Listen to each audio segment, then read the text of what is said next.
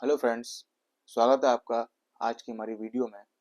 तो मैं आज आपसे कुछ स्टडी टिप्स डिस्कस करने वाला हूँ। जैसा कि आप जानते हैं कि सीबीएसई और आरबीएसई बोर्ड के बोर्ड एग्ज़ाम्स बिल्कुल पास आ चुके हैं। जैसे कि सीबीएसई जो बोर्ड है उसके एग्ज़ाम्स आपके शुरू हो रहे हैं 15 फरवरी से, और जो आरबीएसई बोर्ड है यानी राजस्थान बोर्ड, उसके एग्ज़ाम शुरू हो रहे हैं 6 मार्च से। तो इस टाइम बच्चों को बहुत ज़्यादा टेंशन होती है कि हम कैसे पढ़ें, कैसे हम साइंस को याद करें और हम साइंस में और ज़्यादा नंबर कैसे ला सकते हैं। तो आज की वीडियो इसी टॉपिक पे होगी कि how to study science effectively for your exams. तो कुछ पॉइंट मैं आज आपके बारे में आपको शेयर करने वाला हूँ, जिसमें पहला पॉइंट ये है कि आपने जो पूरे साल में स्टडी नोट्स बनाए हैं उन्हें आप रिवीजन करना शुरू कर दें।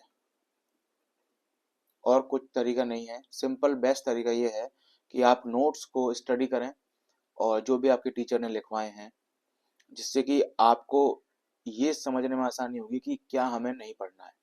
बुक में बहुत सारी चीज़ें होती हैं जो में इतनी ज़रूरी नहीं रहती, क्योंकि जो आपके टीचर होते हैं वो आपको वही लिखवाते हैं जो एग्ज़ाम में आने वाला होता है। दूसरा हमारा जो है वो है कि आप सैंपल पेपर्स यानी कि आप पिछले साल के सैंपल पेपर और प्रीवियस पेपर को भी सॉल्व कर सकते हैं, क्योंकि जो बोर्ड होते हैं वो भी जानते हैं कि ये जो प्रीवियस पेपर्स होते हैं इनको बच्चे ज़्यादा पढ़ते हैं, और बच्चे जो होते हैं उनको आसानी से पढ़ सकते हैं, क्योंकि इजी होते हैं ये पढ़ना, सॉल्व्ड होते हैं, सैंपल पेपर भी होते हैं। और अंदर जो क्या होता है कि बुक्स जो होती हैं पहले से इनको सॉल्व करके देती हैं, तो हम कह सकते हैं कि बच्चों को एक आइडिया हो जाता है कि हमें कितना लिखना है, क्या नहीं लिखना। तो हमें यही बहुत ज़रूरी होता है। तीसरा हम पॉइंट देखेंगे कि अगर आप राजस्थान बोर्ड से हैं तो आप डेस्क वर्क कर सकते हैं।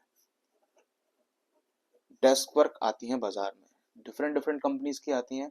मैं कंपनीज का नाम नहीं लूंगा, बच्चे जानते हैं कि मैं किसकी बात कर रहा हूँ। तो उसमें क्या होता है कि बोर्ड पैटर्न जो होता है, बोर्ड का जो पैटर्न होता है यानी ब्लूप्रिंट,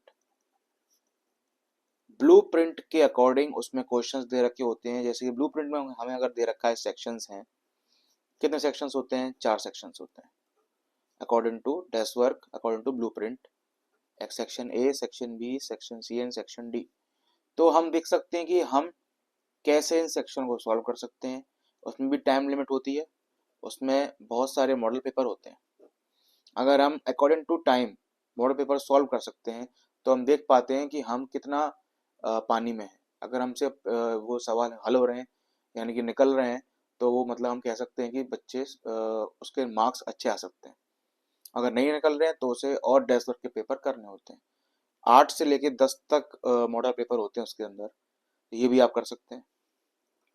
चौथा है कि आप अगर पूरे नोट्स बना चुके हैं तो नोट्स में से ही माइंड मैप बना सकते हैं। माइंड मैप क्या होता है?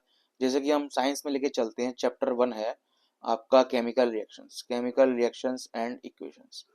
उसके आपकी मेन जो केमिकल रिएक्शन है वो आपकी 5 होती हैं इस तरीके से: combination, displacement, double displacement, decomposition और रिडॉक्स। और बाकी एंडोथर्मिक और एक्सोथर्मिक भी होती है। तो इस तरीके से हम इनको इस शेप में लिख सकते हैं, और कॉम्बिनेशन का भी सबके एग्जांपल दे सकते हैं अलग अलग। तो इससे हमें पूरा चैप्टर एक थ्योरी के रूप में याद हो जाता है। और सबसे इम्पोर्टेंट होता है टाइम मैनेजमेंट। अगर आप अपने पूरे दिन में 6 to 7 आवर्स भी देते हैं सिर्फ पेपर सॉल्व में और पिछला जो हमने पढ़ा हुआ उसको रिवीजन में, तो मैं गारंटी से कह सकता हूँ कि आपके मार्क्स 90% से अबव आएंगे।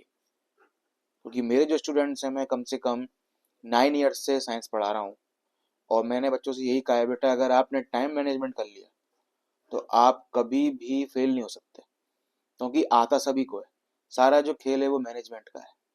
क्योंकि बहुत सारे बच्चे ब्रिलियंट भी होते हैं, उनके मार्क्स नहीं आते, पर जो बच्चे टेक्निक से चलते हैं कि हमें इतना पढ़ना है, इतना नहीं पढ़ना, हमें कौन सा सेक्शन जल्दी सॉल्व करना है जिसमें ज़्यादा मार्क्स मिलेंगे, तो बस वो बच्चे ज़्यादा मार्क्स ले आते हैं। लास्ट ईयर एक बच्चा मेरे सब्जेक्ट में 100 मार्क्स लेके आया था।